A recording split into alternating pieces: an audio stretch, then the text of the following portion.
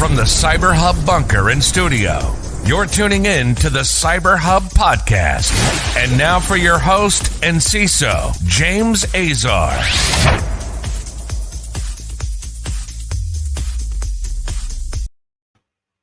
Well, we're here, folks. It's Monday. Thanks so much for tuning in to today's Practitioner Brief. I'm James Azar, CISO, host of the CyberHub podcast.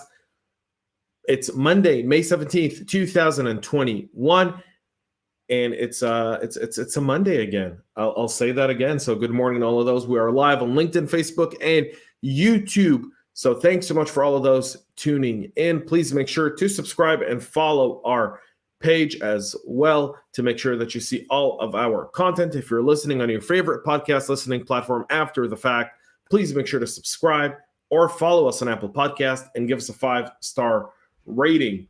Today's show is going to be a good one.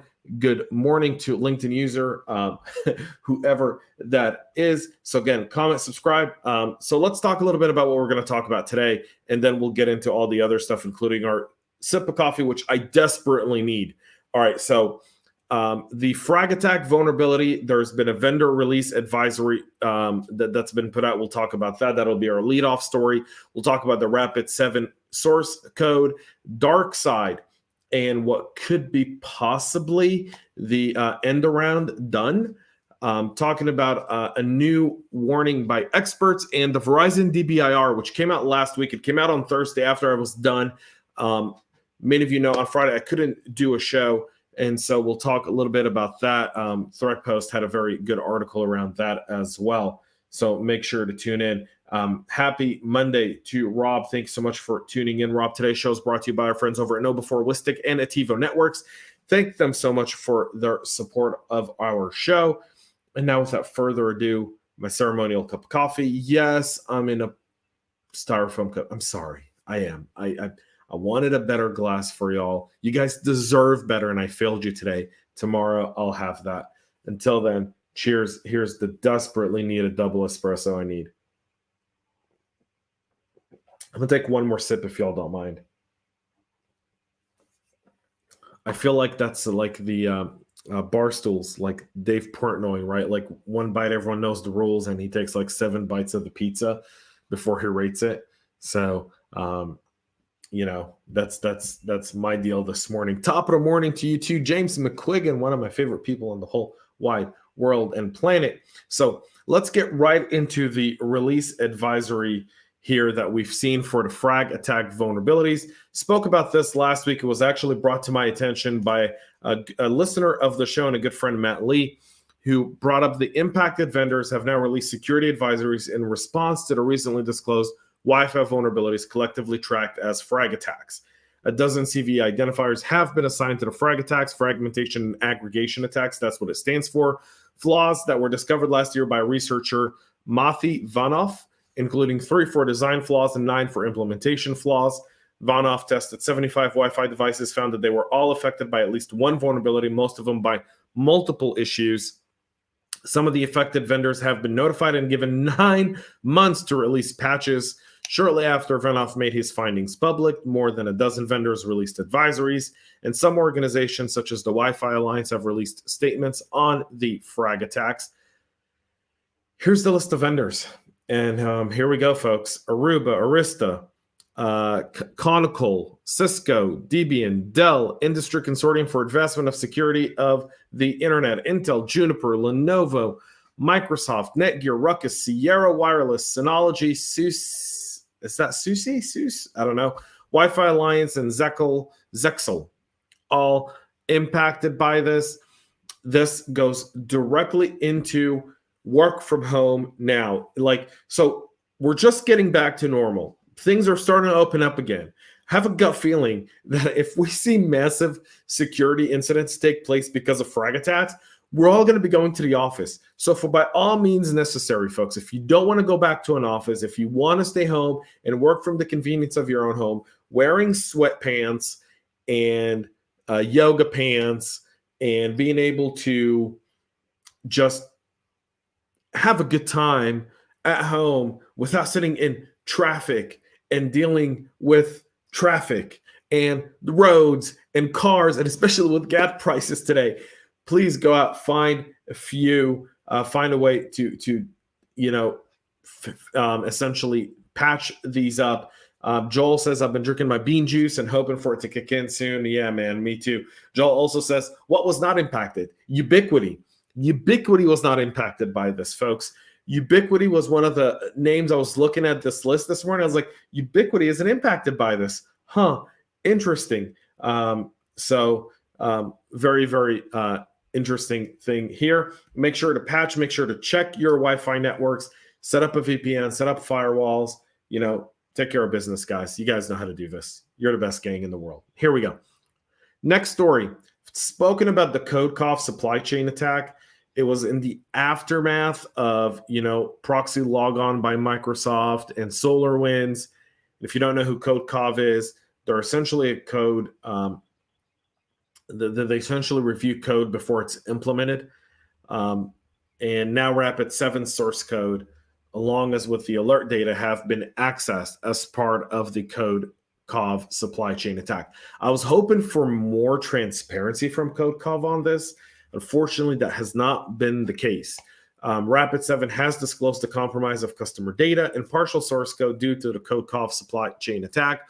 On Thursday, the cybersecurity firm said it was one of the victims of the incidents in which an attacker obtained access to the Codecov bash uploader script. The cyber attack, which took place around January 31st, made public on April 15th, so nearly a month ago. The organizations which provides code coverage and testing tools said that the threat actor tampered with the bash uploader scripts, thereby compromising the Codecov Actions uploaders for GitHub, Codecov Circle CI Orb, and the Codecov Bitrise STEP step.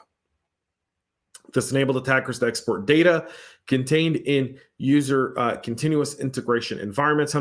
Hundreds of clients were potentially impacted, and now Rapid7 has confirmed that the company was one of them. Rapid7 says that the bash uploader was used in a limited fashion, as it was only set up as a single CI server used to test and build tooling internally for the managed and detection and response service, their MDR service over at Rapid7.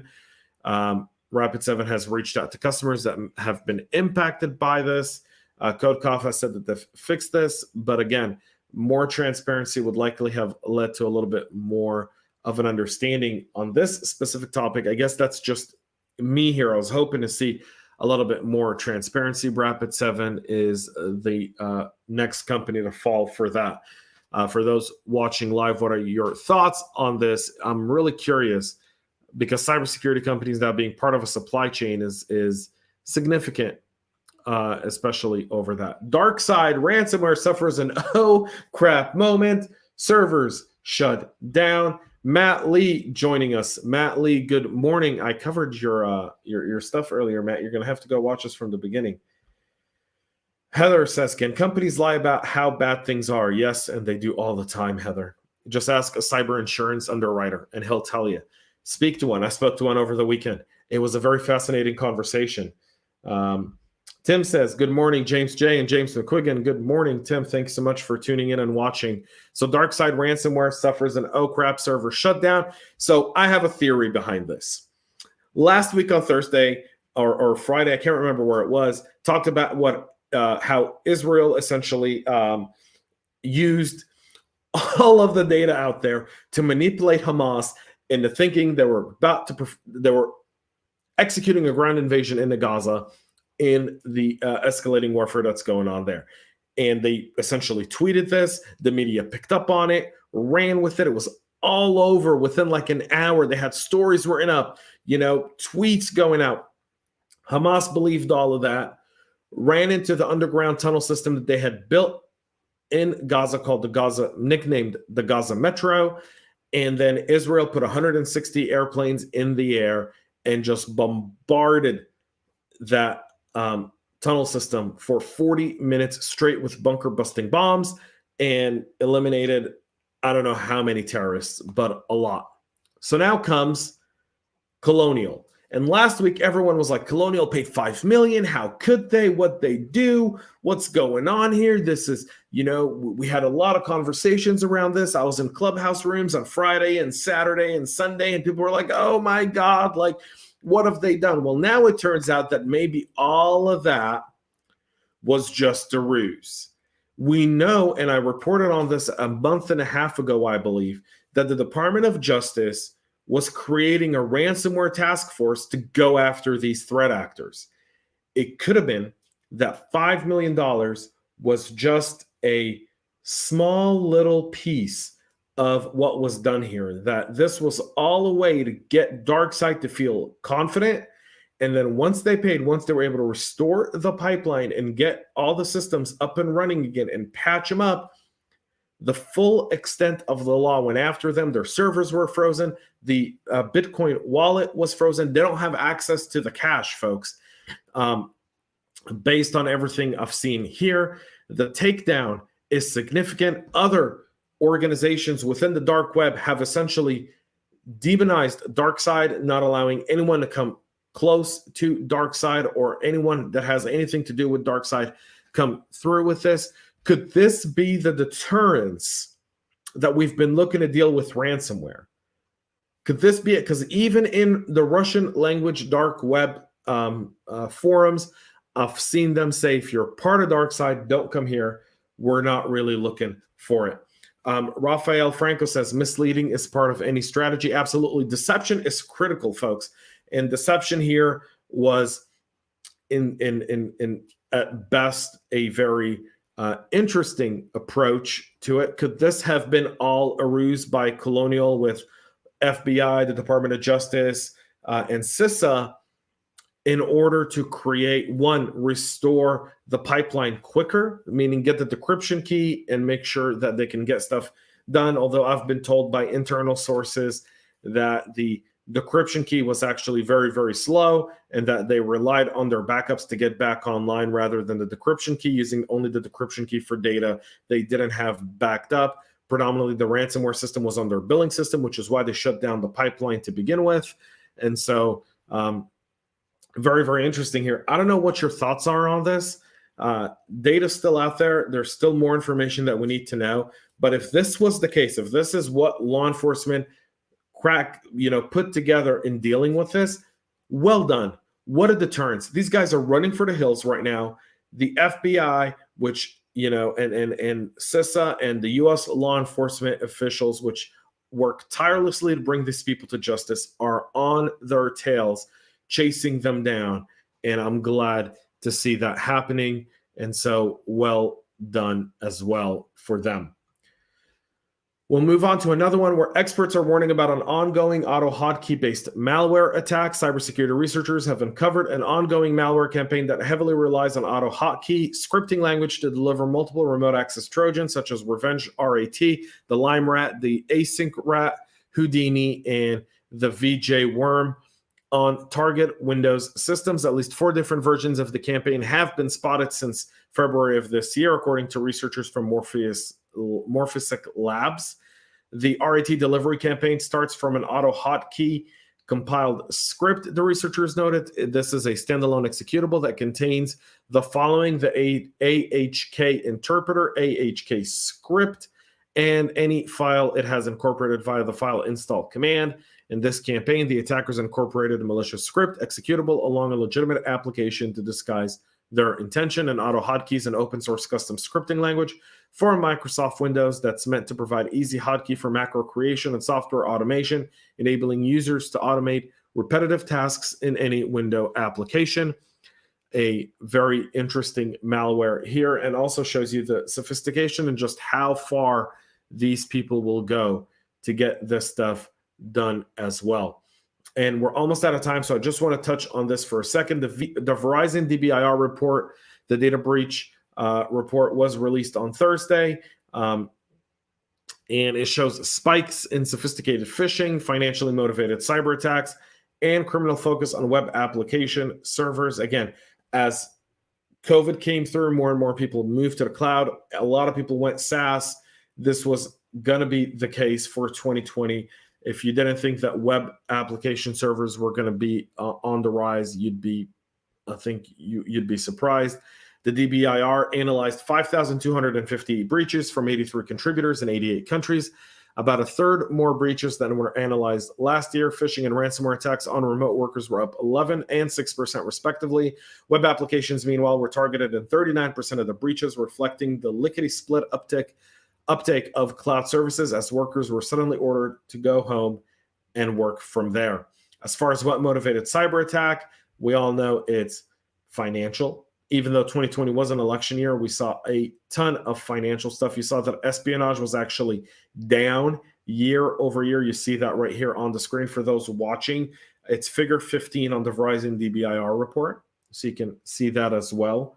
And the phishing is essentially significant according to many folks. So today we talked about deception and phishing.